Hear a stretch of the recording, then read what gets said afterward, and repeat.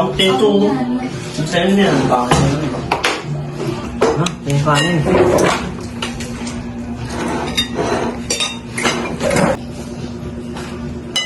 Pa, pwede po ba ako makahingi ng extra money kasi naubos yung pera ko sa gawain sa school eh. Kakabigay ko lang. Ang hirap ng buhay ngayon. Tsaka wala na tayong pera, ang hirap mag-short ngayon. Hayaan mo na, Ronald. Sa pag-aaral naman napupunta lahat ng perang binibigay mo sa mga anak mo. Oo nga, Papa. Si ate nga hayas na naman sa exam nila. Kaya bigyan mo na ng extra money. Sige na. Ano kung magagawa ko? Ako din pala pa. Kailangan ko rin ng pera para sa project namin. Anong project ka dyan? Lagi mo nga lang inuubos baon mo sa computeran. Computer ka dyan. Lagi nga ako nasa school eh. Sipag-sipag ko Tapos pumasok. kagabi nga nakita na naman kita sa kanto kasama mga kaibigan at girlfriend mo. Tumigil lang nga kayo dyan. Hindi naman kami bubusog sa kakadaldal nyo dyan. Tama ang ate nyo. Hindi maganda magkatyawan sa harap ng hapag. Opo.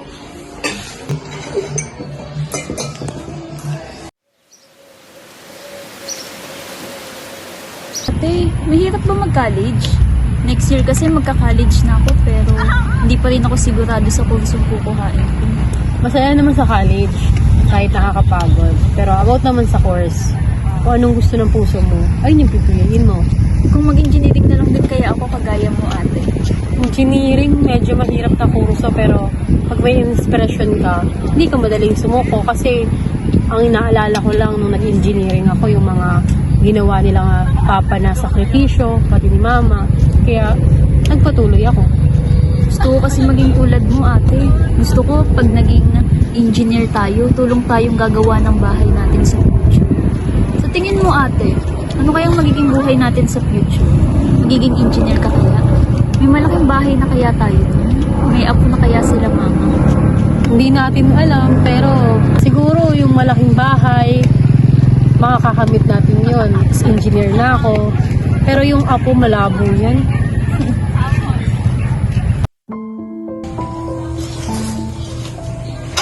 Anong oras na? Kapag-aaral sa babae mo?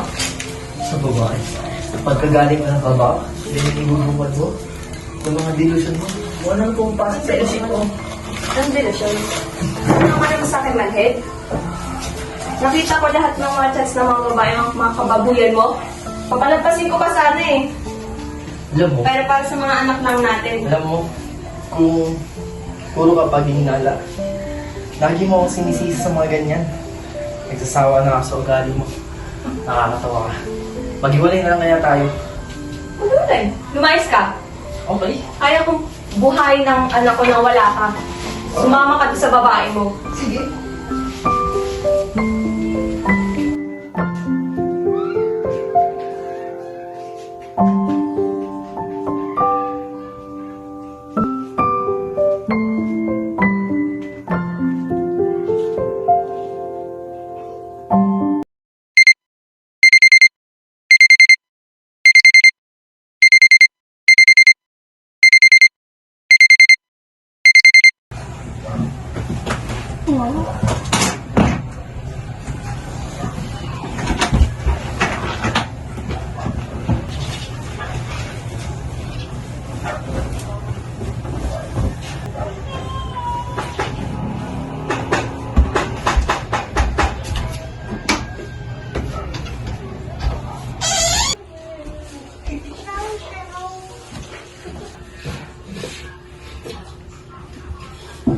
Ma, ito na po pala yung pinadala sa akin ni Papa. Binawas ko na rin po yung gastusin namin sa school.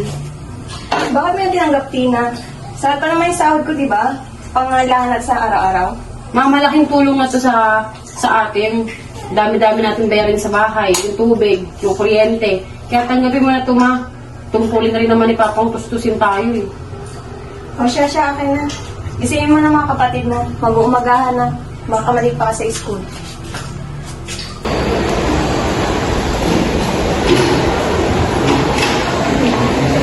Very na kita sa ambagan natin for research. Kailangan na kasi yung next week eh. Wala, sorry be. Naubos yung budget ko sa school. Ang daming binayaran. Paano yan? Sino na nagpo-provide ng anis? Wala na nga eh. Naaawan na nga ako kay mama kasi matanda na siya. Nagtatrabaho pa. Sige, Ben, mauna na ako. May gagawin para sa office eh.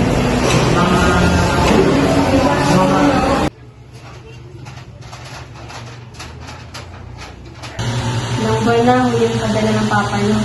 Paano na tayo ngayon? Ano na yung pangangailangan natin dito sa bahay?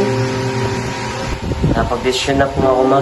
Dito muna ako sa pag-aaral para tulungan ka sa mga gastusin natin dito sa bahay. Hindi naman kailangan sakripisyo yung pag-aaral mo nun. Magagawin pa rin naman natin ito ng paraan eh. Ano ko ba, ma? Ayos lang. Hindi ko rin naman matiis na makita kayo nagkukuba-kuba na para mapag-natuskusan na yung pangangailangan namin dito. Sigurado ka na ba din sa decision mo? Opo, ma. Pakaswerte ko talaga at napalaki ko kayong mauna.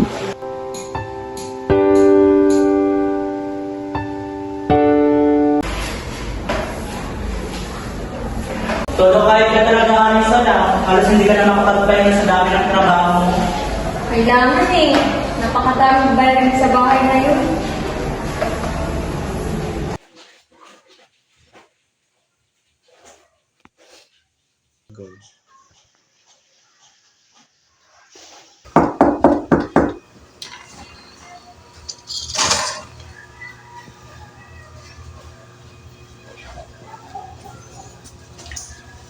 Oh, Noy.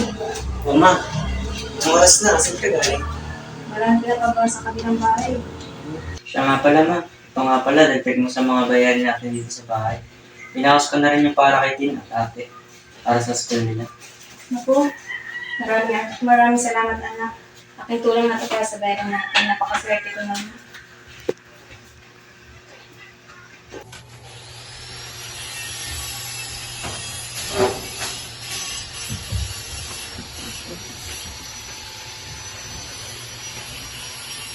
May dala nga pala akong anong meron? At ang seryoso ng lahat.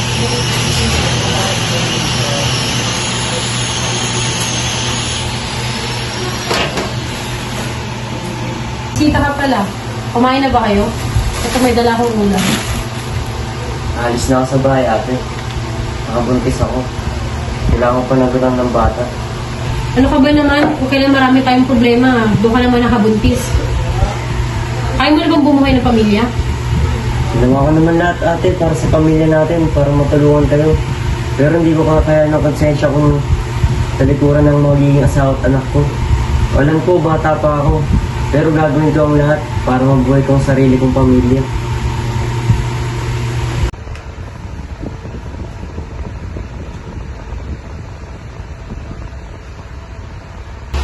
Anak, kaya mo na ba talaga?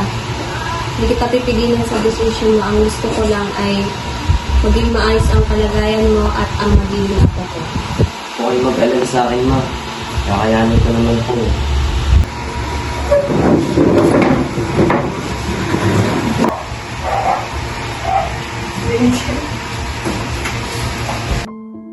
Pasensya ka na anak ha. Mag-iisang linggo ka ng asip dahil sa pag-aalaga mo sa akin.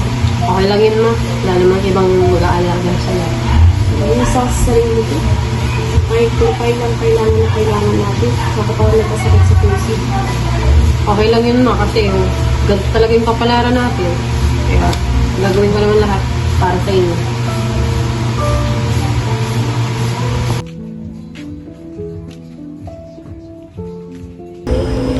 Bakit ganito yung tadhana? Hindi sumasang-ayon sa mga nais ko. Hindi naman ako naging masamang anak at kapatid. Pero ganito yung mga nangyayari sa buhay ko. Wala na si Papa, pati yung kapatid ko. Nagkasakit pa si Mama. Ako na lang yung maaasahan nila para magtaguyod sa pamilya. Pero paano naman ako? Paano naman yung mga pangarap ko? Isang taon na lang makakapagtapos na ako ng pag-aaral. Pero bakit ganito yung nangyayari sa pamilya ko ngayon? Paano na ako ngayon? Ipagpapatuloy ko pa ba ang pag-aaral o huminto na lang? Pero ang isang tiyak ko ay tulungan sila mama at ang mga kapatid ko. Dahil ako yung panganay na kapatid at ako yung dapat gumawa ng responsibilidad na yun para sa kanila. Kaya sa tulong ni Lord, makakaya ko ang lahat. Ikaw, Tina, hindi ka nagpapahinga. Pag ilang part-time job mo na to pag hindi ka nagpahinga, matulad ka sa mama mo. Kailangan talaga magtrabaho. Kunti yung kinikita ni mama, hindi sapat sa gastusin sa pag-aaral. Ikaw din bahala.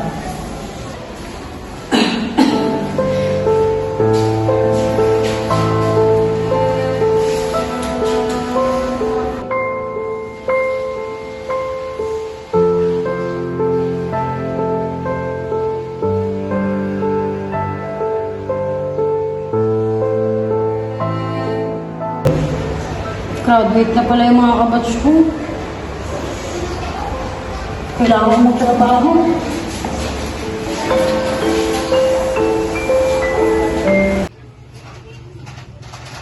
Kamusta naman yung unang taon mo sa college?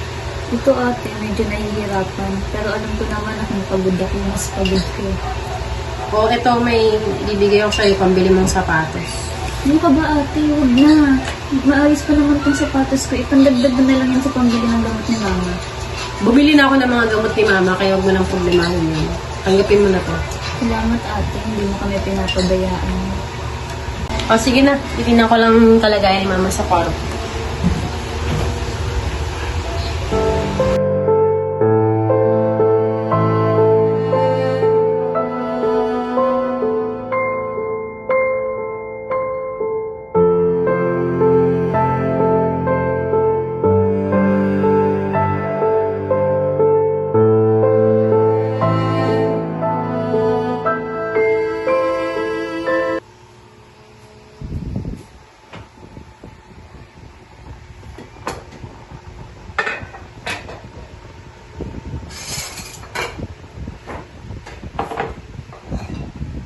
Isang taon na lang pala makakapagtapos ka na ng pag-aaral.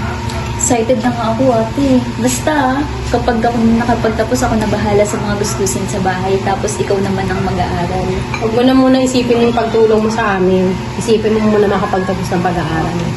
Napakaswerte ko naman sa anak ko ito.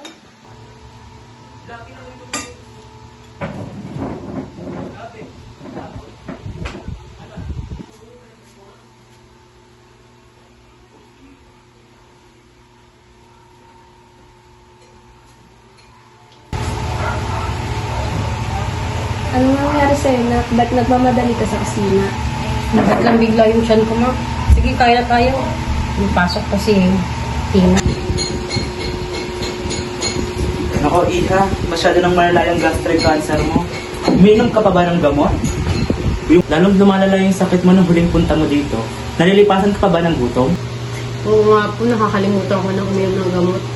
Pati hindi na rin ako nakakain ng tanghalian. Nakakalimutan ko na. Sa totoo lang, Iha, kailangan mo ng operasyon sa kalagayan mo.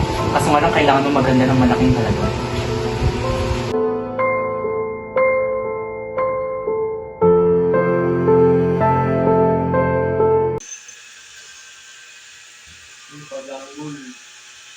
Ano nangyayari sa'yo? Asa si Ate Tina mo? Hirapan ako huminga. Hindi na magtatagal. Hindi mo piniliwan ni ate ha.